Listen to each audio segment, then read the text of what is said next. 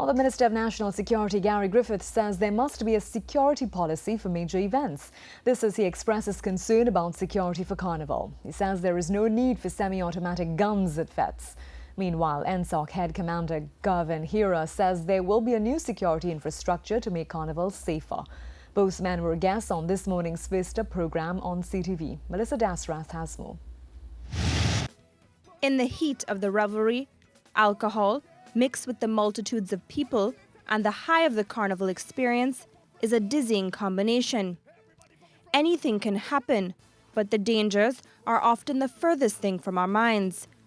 That is why national security is especially high on the agenda around Carnival, when there is an influx of visitors, crowded venues, intoxicated and possibly irate patrons, distractions, chaos, and criminals on the prowl.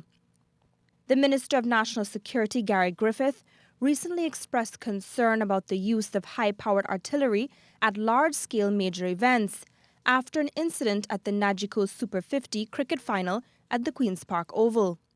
He tells CTV for crowd control, shields and batons should be used, not semi-automatic weapons. If you go into a fete, you cannot have a semi-automatic rifle slung over you. It provides no value to you whatsoever. You cannot use it. There can be a negligent discharge thing. So there are different aspects that have to do, and this has to do with policies. The National Security Minister also says there should be an element of surprise to roadblocks, but that fails to happen because motorists are stuck in traffic for 2 to 3 hours and are expecting to be searched. Therefore, they can divert or stash contraband items. Minister Griffith says a comprehensive security protocol would ensure a coordinated and effective response.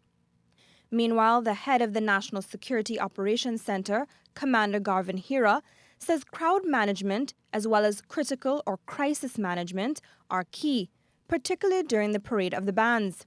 And he says NSOC will introduce additional infrastructure on the ground and in the air, such as CCTV, GPS, and aerial surveillance.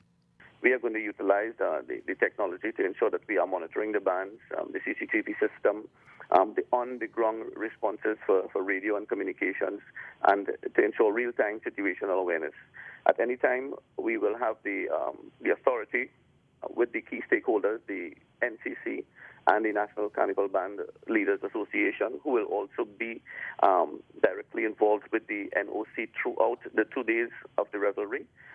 The minister promises an immediate response in the event of an emergency, while Commander Hira says if you see something, say something, and report it to the authorities by dialing 999 or 911. Melissa Dasrath, CNews.